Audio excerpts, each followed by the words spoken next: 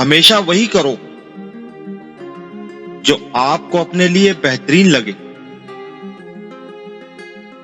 क्योंकि कोई भी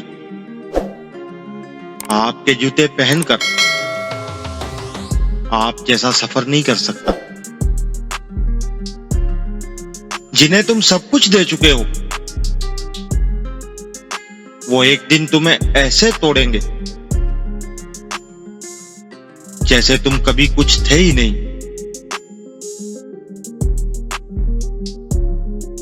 वफा की दुनिया में सबसे बड़ा जख्म बेवफाई है।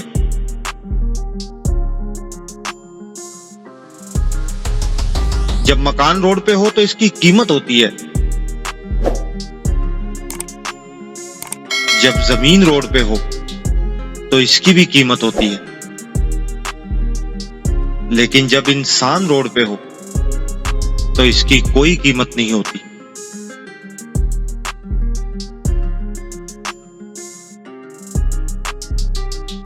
गलतियां भी होंगी और गलत भी समझा जाएगा।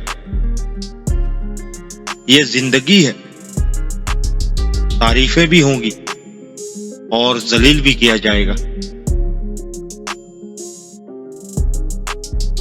ऐसे लोगों से किनारा कीजिए जिनका मौजू दूसरे लोग हों, क्योंकि जब आप वहां से उड़ जाएंगे तो इनका अगला मौजू यकीनन आप ही होंगे। जिन लोगों ने आपकी कदर नहीं की, आप भी इनकी परवाह न करें।